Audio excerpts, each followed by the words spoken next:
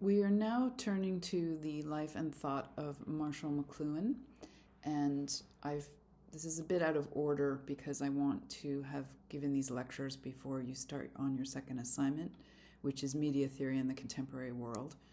And I've often thought that I just wish Marshall McLuhan had lived through the internet era and could have brought to bear his analysis onto it. But what I'm going to ask is that we do it, that we think through it. What would he have had to say about it? And also Heather Menzies, who I'll be talking about in a separate lecture.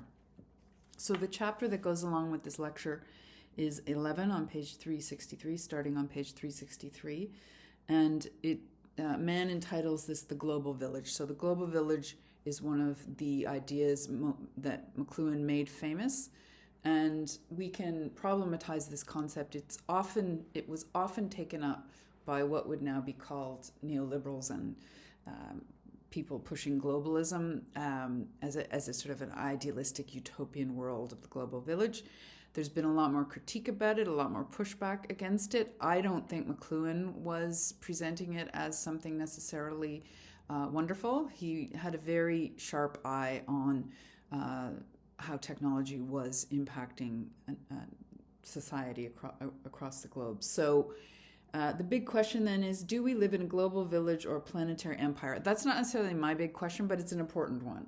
I'm going to be asking questions more about technology because I think I would argue that McLuhan's theories have become even more important than they were when he was first writing because, as I said, he didn't live to see the internet, and so I think he would have been just completely overwhelmed by the internet and how this has exploded in the way that technology has completely reshaped society. It's reshaped education and so on. And so we're going to engage with him in some detail here. He's a very controversial thinker, partly because his work is not straightforward. When you read it, it can be challenging to discern what he's getting at, partly because he writes more in a poetic way sometimes. He's actually coming from being an English professor, so he quotes Shakespeare and so on, and so it's not set out like in black and white. His theories are not always clear.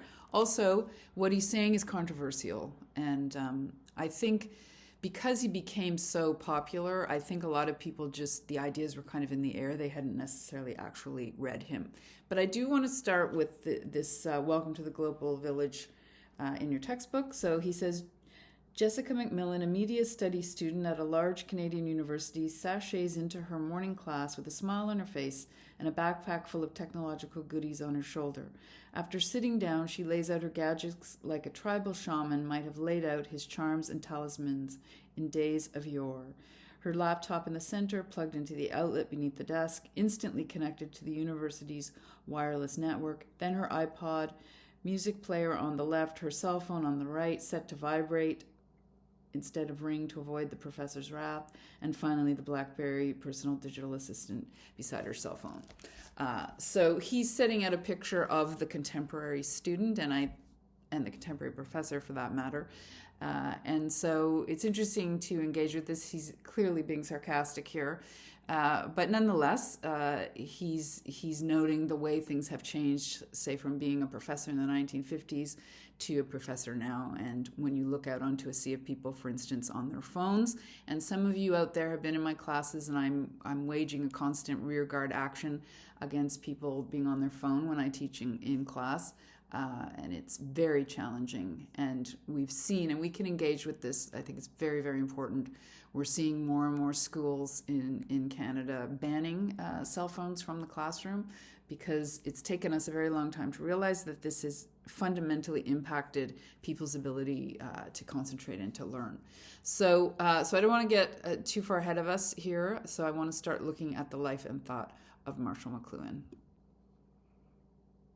So finally, we have a Canadian, and very much of his time, just as I've been trying to point out with different thinkers we've been looking at, that they're very much of their time and place and reacting to what's going on around them. This is what makes, for me anyway, social theory relevant, is that it's analyzing what's going on around us. It's not just a philosophical exercise in and of itself. So he was born in Edmonton, Alberta. He converted from Methodism, Baptist to Catholicism while at Cambridge University in England. So he's educated in the UK, and makes this religious switch. And it's been amusing for me to see that there's actually a secondary school in Toronto. He's a bit of a quasi, not a saint's too strong, but he's definitely a presence in Toronto because there's a center at the University of Toronto devoted to him. So there's a secondary school with his name on it, which I found really interesting because I thought you had to be like a saint or an apostle to get a school named after you. So it would appear that in Toronto anyway, Marshall McLuhan's a kind of secular saint that gets schools named after him. So he was a professor of English at the University of Toronto, and you may be seeing a certain through line in my choices here that he becomes known as a philosopher of communications. He sort of creates the field of communication studies in a certain sense, gets created around his work and then develops. But he starts out as a professor of English, and this very much impacts how he thinks and how he writes, as does his religion, as it turns out, although that's rarely spoken about. And so we see, for instance, as I mentioned in his writings, he alludes to different books, he alludes to pop culture, so he's drawing on all sorts of different parts of culture, not just sociology, for instance. So he became what we would now call a celebrity academic, and this is very, very rare that an academic's work really actually reaches the public and becomes something popular in that sense.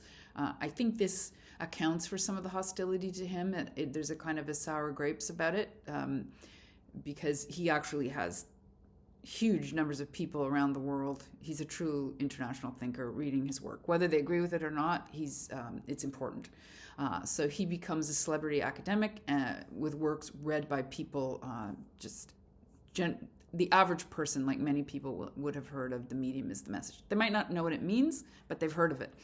And so, as I said, this is very rare for an academic to have this kind of reach. And so I'm going to attach, if I can find it, a clip from a Woody Allen movie where he's in a lineup for the movies and they're arguing about McLuhan's theories, as people tend to do, and then Marshall McLuhan walks in. So Marshall McLuhan's actually in a Woody Allen movie, so we can see what a kind of pop culture figure he was. He's been referred to as prophetic for his ideas about the ways in which mass media was changing both society and human psychology. So we've already seen with some of the thinkers we've been looking at that they're beginning to engage with the power of mass media. By the 1950s, many thinkers are recognizing that this is a whole other kind of cultural influence that's gaining in power. And so he, along with people like Durkheim and Weber, he can see, I suppose this is what makes him so recognized. He can see into the future in some strange way, so he's able to follow it logically. And so this is why, as I said, really his work is more relevant now than when he wrote it. So in your textbook, Mann writes that he was the most widely known philosopher of communications and media in the last century. He later became the patron saint of Wired magazine and the unofficial patron saint of modern communications theory. A lot of religious language here. Although he started out as a scholar of literature, he earned a PhD in English from Cambridge in 1943. He became interested in advertising and mass media in the 1950s after settling down to a teaching career at St. Michael's College at the University of Toronto. And so the coach house that he eventually moved into, which is on St. George Street, I believe, is now the Center for Culture and Technology at the University of Toronto. So he starts out with an interest in looking at forms of what we would call popular culture, and this is the cover of the book, The Mechanical Bride, Folklore of Industrial Man, and this is creepy. I think this is a mannequin. I hope so. So this idea of, at this point in his career, he is actually interested in content. Later on, he becomes much more interested in the media aspect of it. But in this book, he's looking at things like advertisements and decoding them, cartoons, and so on, newspaper articles, magazine articles. And so he's looking basically for the hidden text. And this is something that's very much become part of analysis of popular culture, analysis of media and communication. What are they really trying to achieve? Now, certainly, as I think we all know, in advertising, it's related to consumerism, it's related to capitalism. So again, these theories can all kind of interconnect on a certain level. And so advertising using these very psychologically thought out use of images and words, and which continues to be the case. And again, if anything, this has become even more insidious in our time. And every time I open my computer, I think about this because of those diabolical pop-up ads.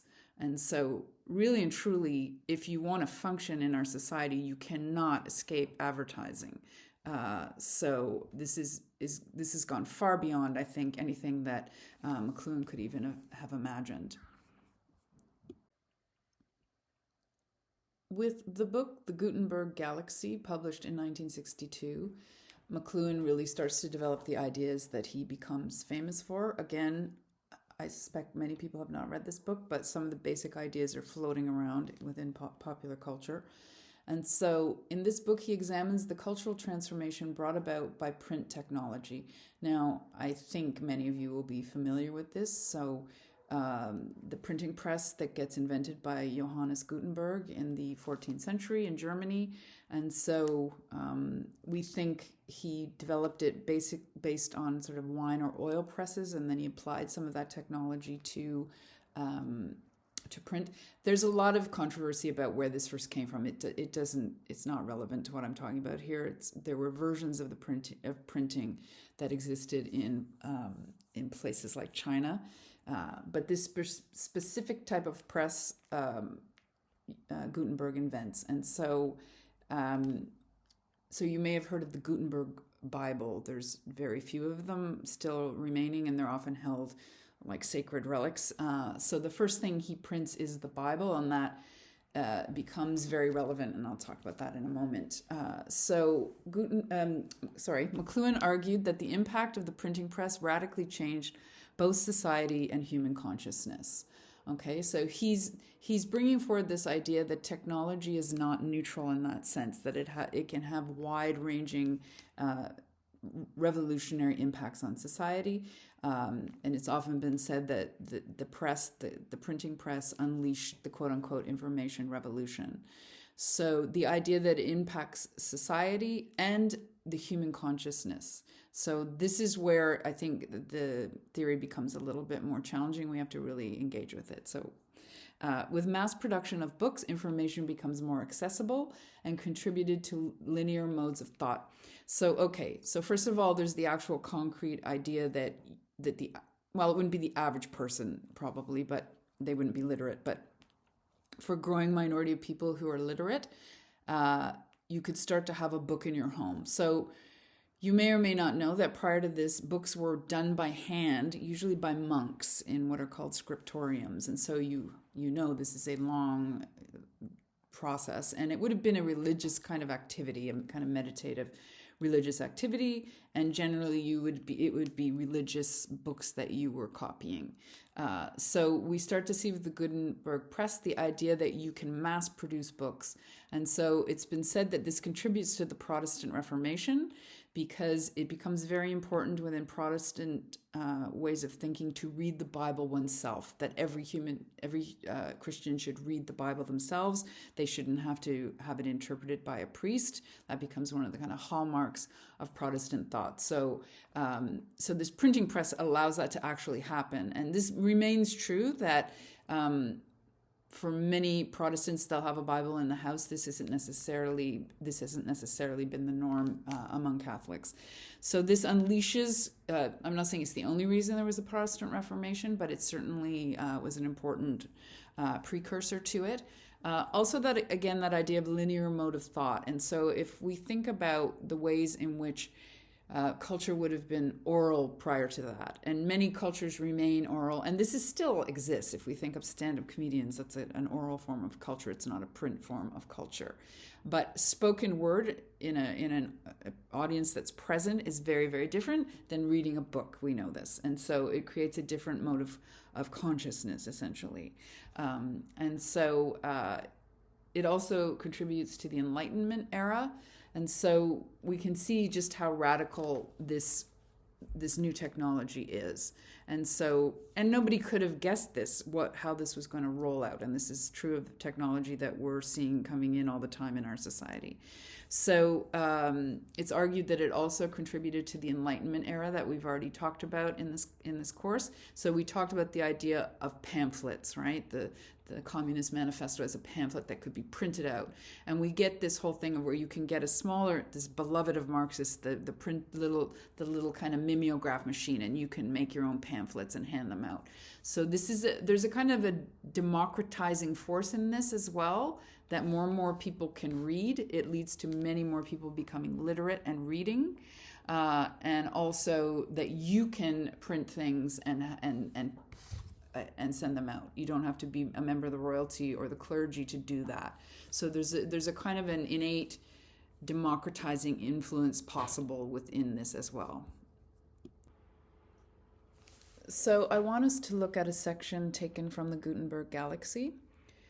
So McLuhan writes, "The stirrup and the wheel created unique environments of enormous scope." So he's referring here to the stirrup on a saddle and the wheel.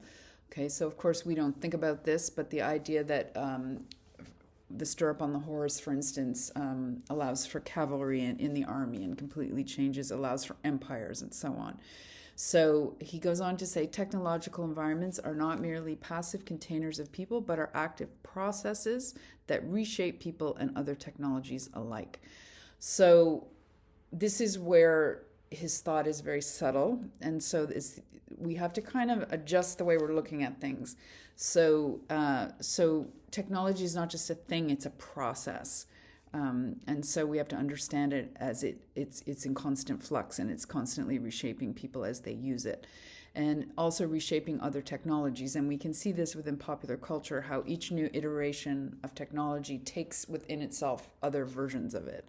So film, for example, uses music, it uses theater, it uses illustration, it uses all graphic design, it uses all of these other artistic kind of aspects. So printing from movable type created a quite unexpected new environment. It created the public. So again, this idea that Gutenberg didn't necessarily know the impact that he was going to have from this invention. And so according to McLuhan, he creates the public. So the idea of a reading public becomes possible, which was something that no one was really thinking about prior to that. Manuscript technology did not have the intensity necessary to create publics on a national scale. So manuscript technology, where that's being written out, as I said, by monks or by the aristocrats with like a quill. And so it's slow, it doesn't have the reach, you can't create as much just in terms of volume. And so according to McLuhan, now not everybody agrees with him here.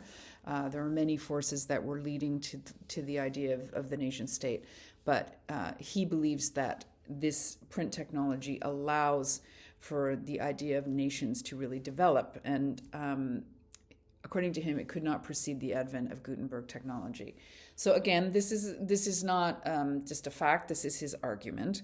But certainly, as I said, you can see in the Enlightenment period the way these written tracts and ability to write in newspapers and so on contribute to, for instance, to the French Revolution. Understanding Media, the Extensions of Man, published in 1964, is probably McLuhan's most influential work, and it's from this book that we get the phrase, "the medium is the message." The one that I mentioned is floating around in popular culture, and people don't necessarily have had arguments about this with people. It seems to be something that causes a lot of arguments about what it actually means. And so, again, it's that idea of a process, and so it's difficult in some ways to get your head around. So McLuhan switches from being interested in content, so looking at ads and cartoons and things like that, to the actual way the message is presented.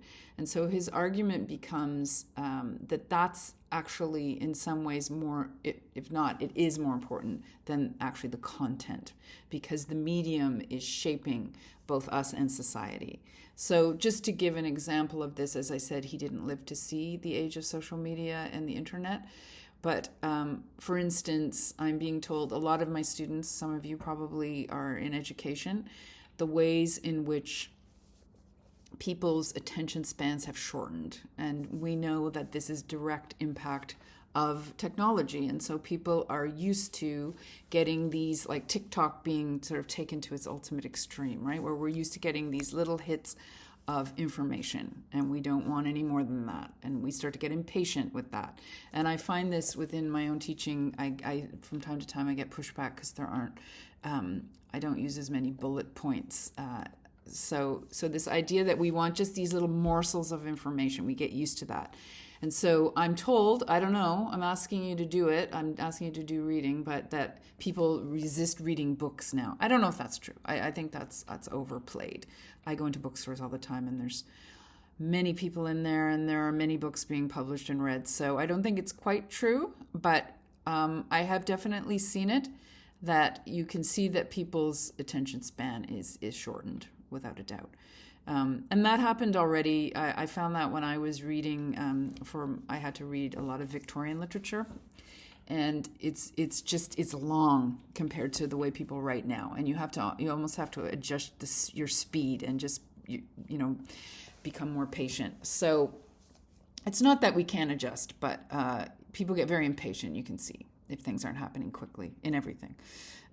So presents the idea that it's just as important to examine the medium as the content. So this is where he's most radical. As I said, this idea of, obviously the content is important, but how it's being delivered, say being delivered through a book or a newspaper versus a TV or film or through your phone. So we keep seeing different iterations of media, and each one has a different effect. I think what is interesting is that I think there was the sense that people thought that each form of technology would replace the other. So for instance, when television came along, many people thought, oh, that's going to kill film.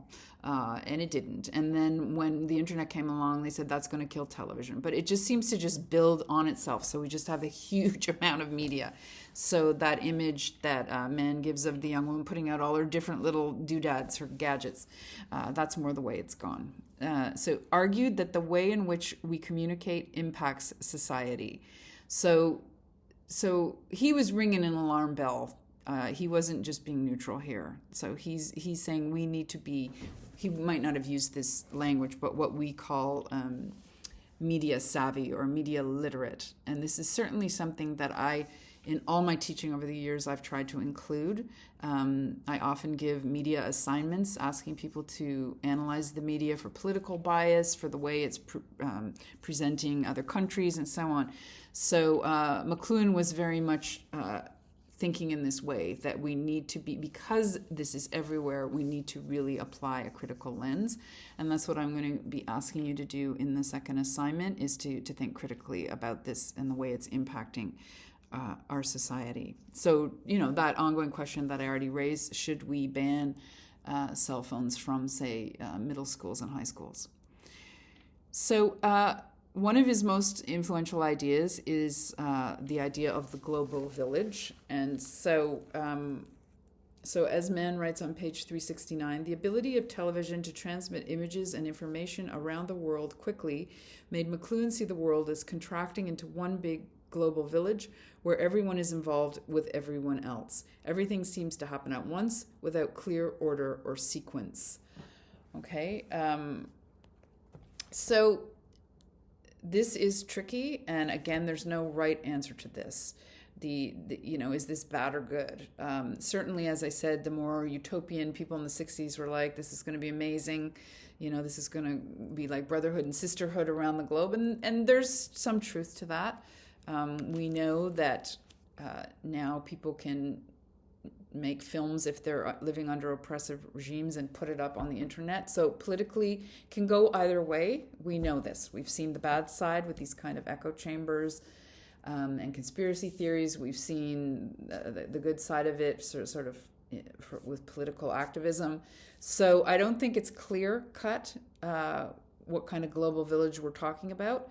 And I think also this can be, I don't necessarily think McLuhan was saying this, but people who took him up, I think that this doesn't do away with differences among different countries. So if we look at the internet in China, it's very carefully, or in Russia, it's very carefully monitored and policed.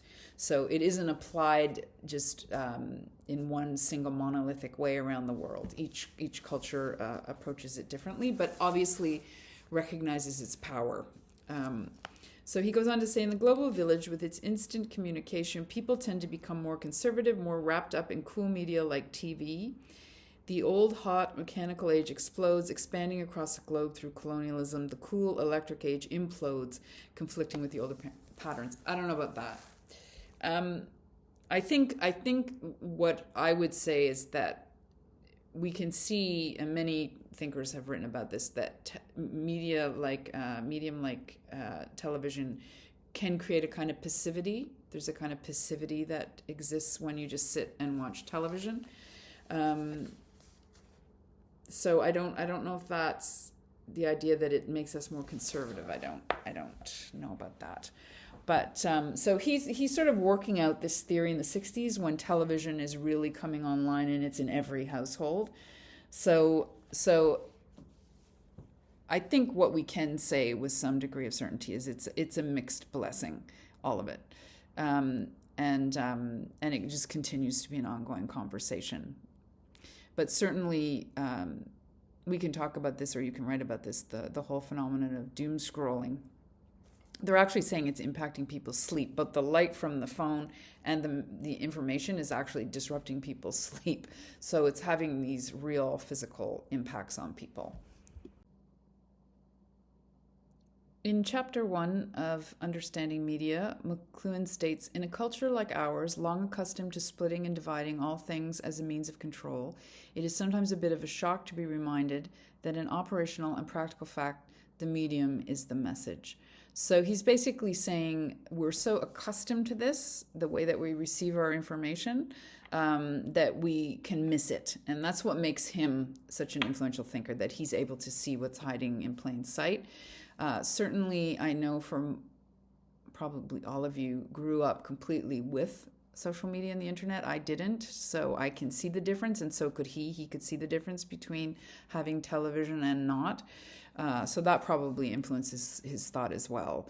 And so this is merely to say that the personal and social consequences of any medium, that is, of any extension of ourselves, result from the new scale that is introduced into our affairs by each extension of ourselves or by any new technology.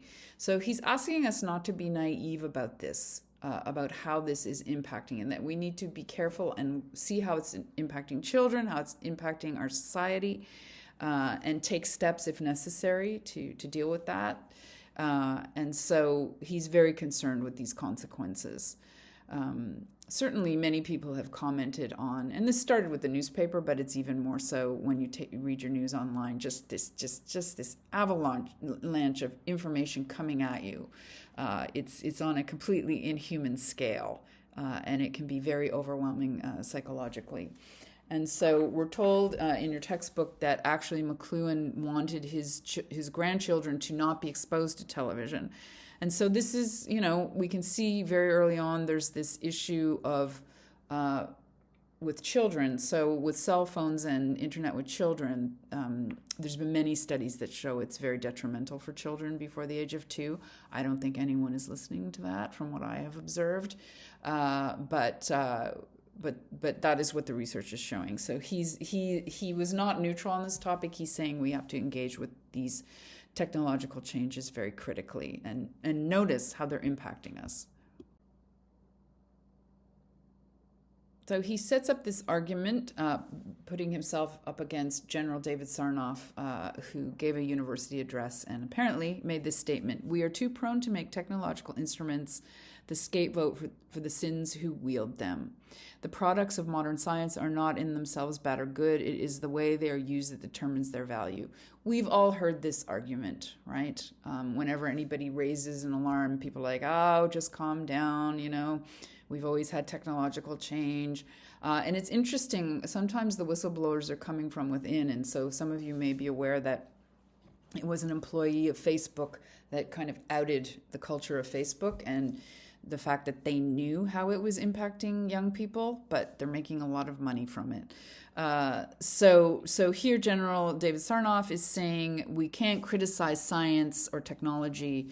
It's all about who uses them. And, you know, the gun lobby uses this all the time. It's not guns that kill people. It's people who kill people. Well, how do you then account for the fact that there's much fewer people killed by guns in Canada than the U.S.? It apparently does have to do with the guns. So he's saying this also. So he says, this is the voice of the current somnambulism. So he's basically saying this person is just somebody who's asleep and unconscious. So this is somebody who just doesn't want to think about it. And I've talked about this already in this course, that there's it's alive and well, this kind of through line of people that are sort of techno-utopian people like Musk, who just believe that technology is going to solve all the world's problems and nobody should critique it. And so McLuhan goes on to say, suppose we were to say the smallpox virus is itself neither good nor bad, it's how you use it. So he's being sarcastic here. There's many things we could say this with. Nuclear bombs, how are they good? How can they be wielded in a good way? They can't. So he's taking apart this idea. So you can see, although this gets left out again a lot of the time, that there's a real critique that he's making here. He's often associated with this kind of rosy global village kind of idea, but he's actually in many ways sounding the alarm bell. So here is McLuhan at his most prophetic in chapter 1 of Understanding Media. Electric speed mingles the cultures of prehistory with the dregs of industrial marketeers, the non-literate with the semi-literate, and the post-literate. Wow. So he's saying how everything's speeding up, and we know this. That is a common kind of malaise of our time, the sense that everything is constantly speeding up. Even, as I said, with our attention span, that even a 10-minute YouTube video is too long. We need TikTok. And so we also see this very strange and often disturbing mishmash of material that's available to us. So we can have all this different content that doesn't make sense. It's just sort of, we can download it.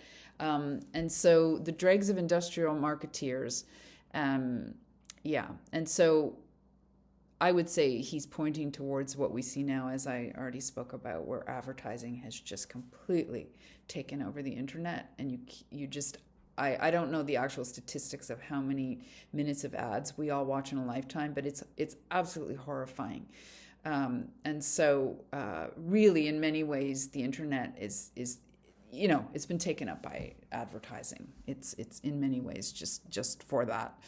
I'll just use the example of YouTube. So during COVID, when we were forced online, I was told I had to get a YouTube channel, and that's where I put these videos. But then there's ads, and I can't control it. I would love to control it, but I can't. It's just the way YouTube functions. So sorry about that. And so this is where he's being very sarcastic. The non-literate with the semi-literate and the post-literate. What an interesting idea, the post-literate.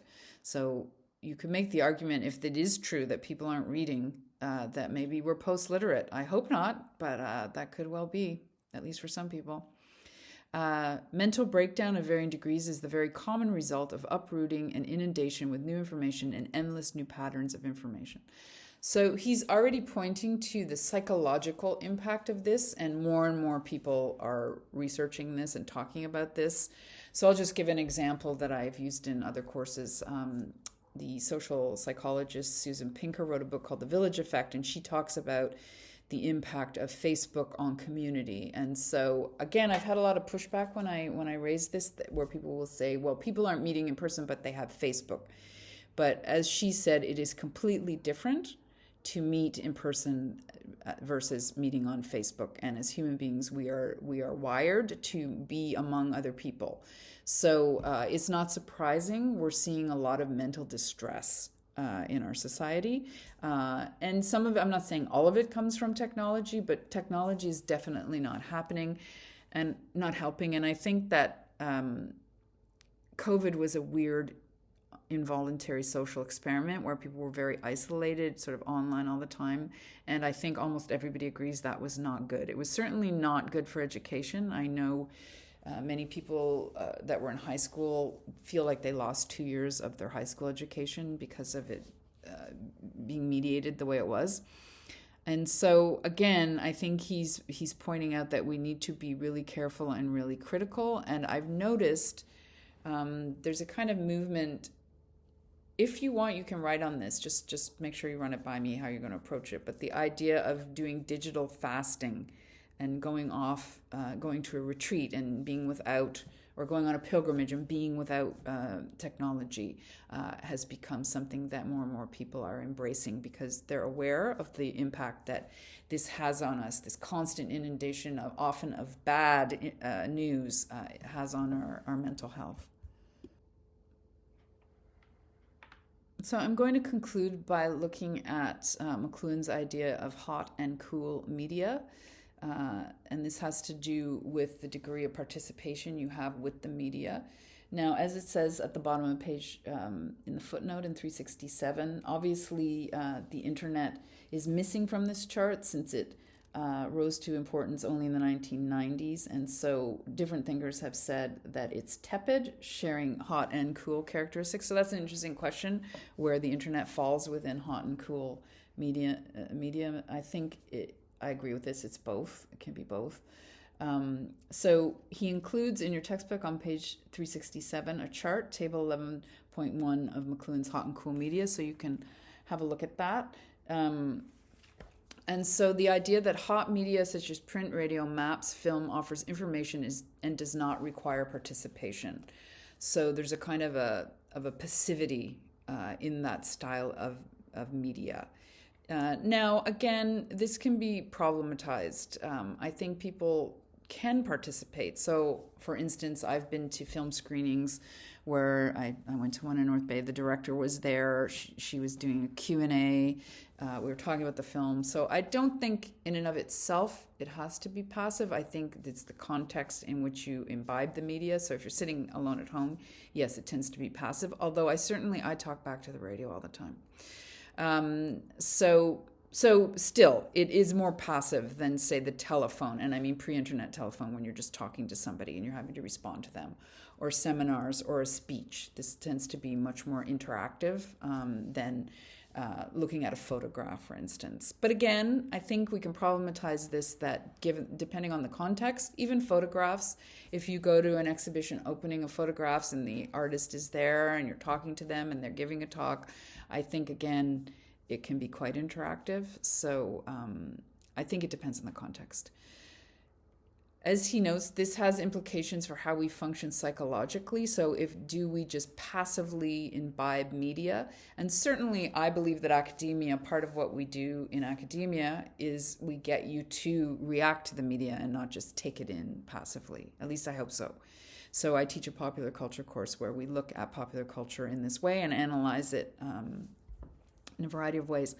And so politically, I think, yes, it can cause a kind of passivity. What do they call it? Slacktivists, right? Where your only activity is online. You don't go to actual protests. Now, I think just looking around, we can see that actual protests are alive and well.